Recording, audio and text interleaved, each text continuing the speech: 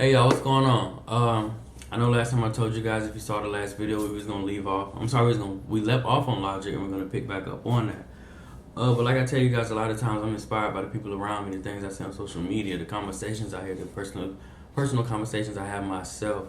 Just a number of things that bring me inspiration for each and every video. And I've touched on this subject many times before with videos like 0.5 plus 1 doesn't make 2. You're gonna get as far as the company you keep, the people you surround yourself with, etc., etc. I'm gonna give you this disclaimer before I even jump into it.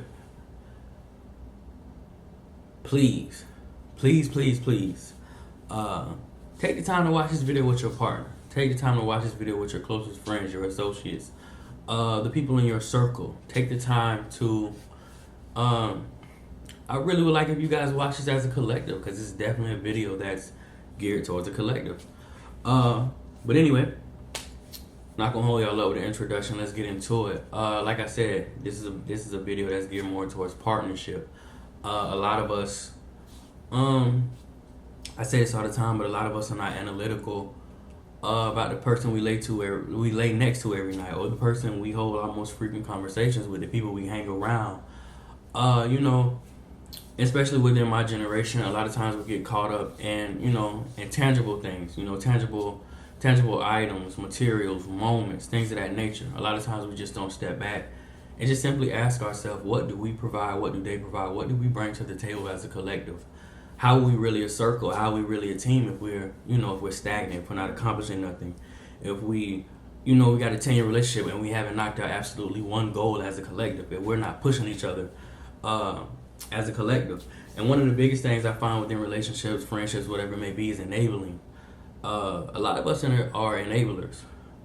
I've always fumbled that word my whole life, but anyway, I think I'm on point now at 26. But anyway, all of us have been enablers at one point in time or another. We've dealt with them, or we're currently doing it.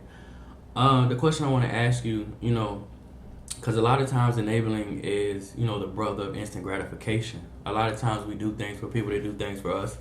Whether it be, again, your partner, your circle, your team, whatever it may be. We play the enabler role a lot of times, And when I say enable, I mean simple things like we all know that friend, or may know of a friend of a friend, whatever the case may be.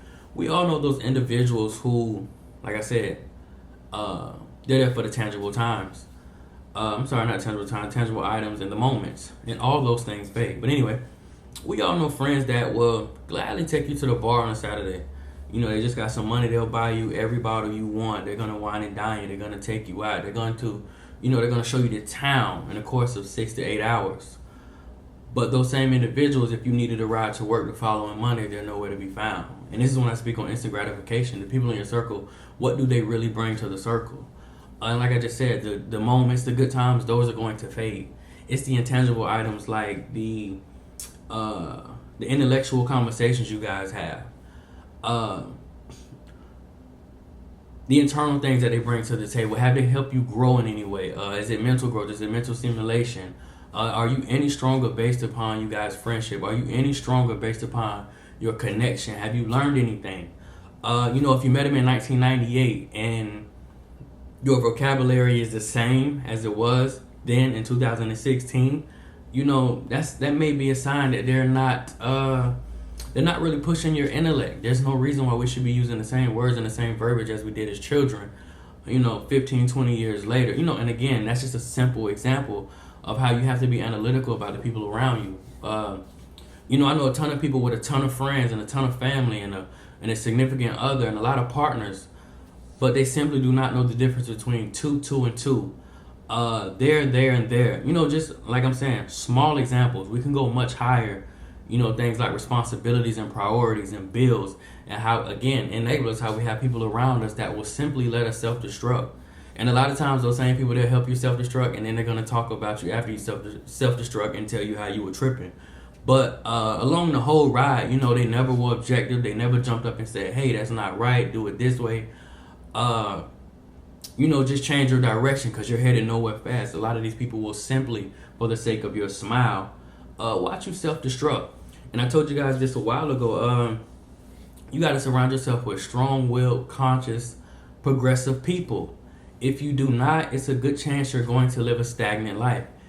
It's if you do not, it's a good chance you may have met that man in 2010, and you guys are in the very same position 6 years later. This is when I say be analytical, y'all. You have to step back. You have to have those mirror speeches.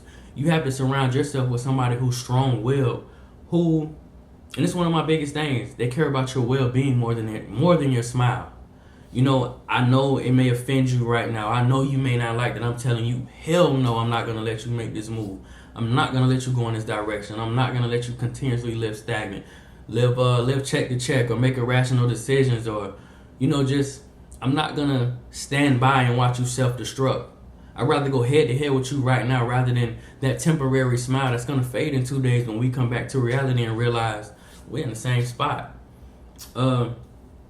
And again, y'all, that's what I want y'all to remember. Surround yourself with people who are more concerned with your well-being than your smile.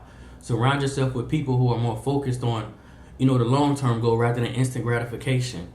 You know, and I tell people this all the time, just simple things when it goes to enabling.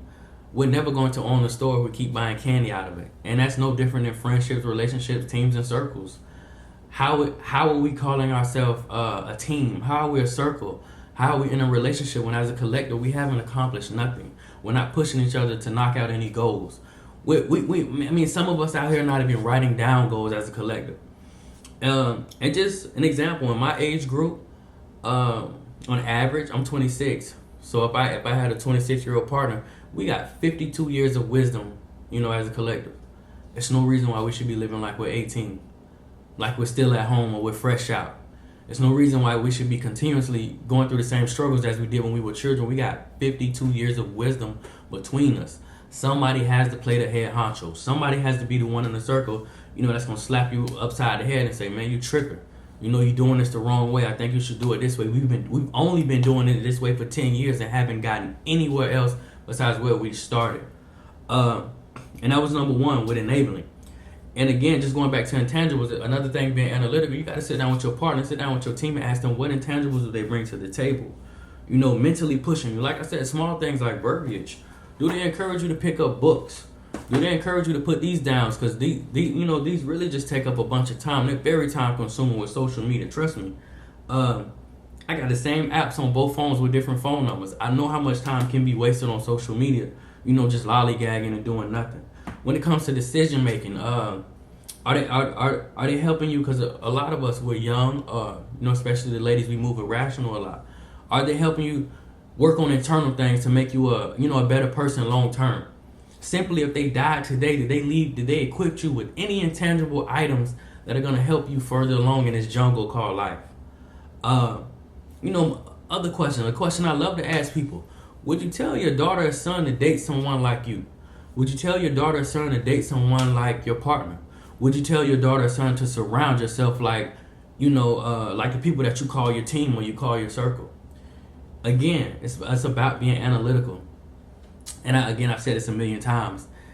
We got to have the mirror speeches, but we also got to have a partner standing next to us, that doesn't mind turning the mirror on us and saying, man, listen, look at what you've become. Look at what you are. Look how long you've been in the same position. Look how long you've had that same mentality. Look how long you've been making these same decisions, and look how long you have been in the same spot. There's a reason why we age, because, you know, mentally this should age too. The most important muscle of the body, which is the brain, that one should be growing too with your body. And again, we got 50 to 60 years on the average between couples in my age group.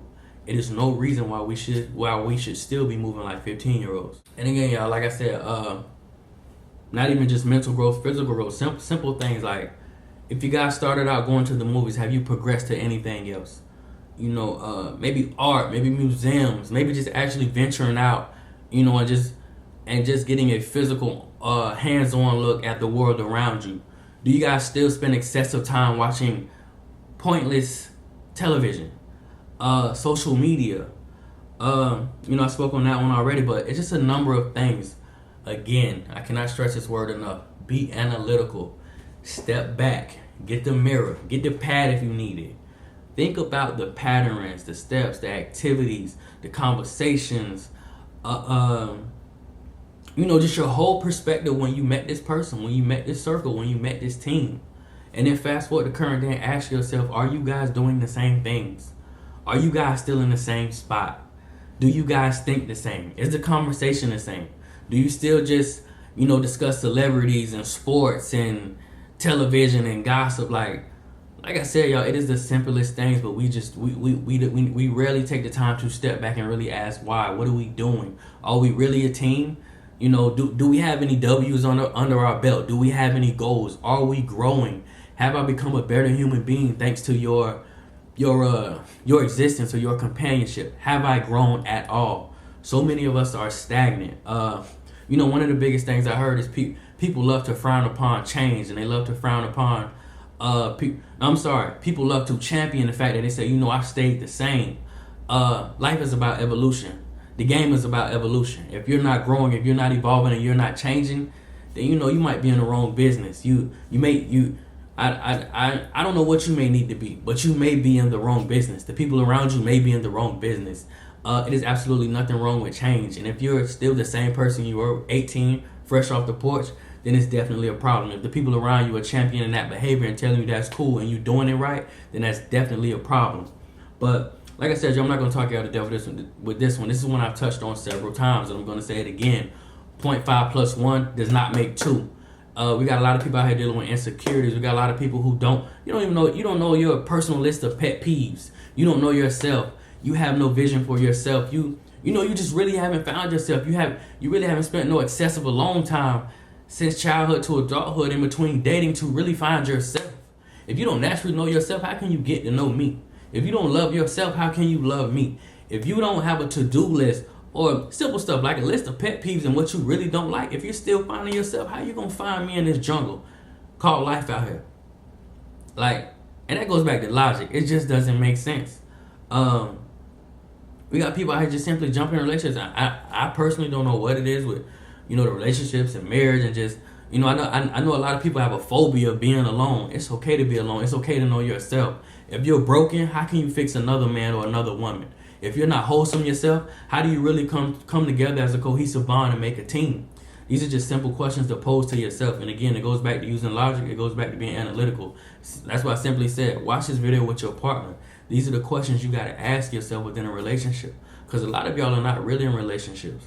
A lot of y'all are in dictatorships. A lot of y'all are belittling yourselves or settling to just for the sake of a relationship. You're not happy, you're not whole, you're not complete. You're not doing absolutely nothing in life but waking up, breathing every day, going to work and repeating the same cycle, dealing with a new Christmas, a new birthday, and dealing with a new year. But like I said, Joe, I'm not going to talk y'all to death. I said it once and I'm going to say it again. The fool is not the man who ends up in a broken system. The fool is the man who recognizes it's a broken system and continues to work. Be analytical. Be a person of understanding. Use logic. Don't be afraid to turn the mirror on yourself and see what you've become or what you haven't become. But like I said, y'all, watch this one with your partner. I'm not going to talk you to death. I'm going to see y'all next time. I kept it short and sweet today. Remember, before I jump off, there is somebody out there who wants to knock out or complete or achieve the exact same thing you do. Get active. I know I just took probably 10 to 12 minutes of your life with a video. I appreciate you watching, but it is productive. It is conducive to us getting further in life and bettering your partnership. But when you get off, stay active, stay consistent, keep it productive. And I'm going to catch y'all on the next one because I really will talk y'all to death. Y'all know I can talk forever. But I'm going to see y'all next time.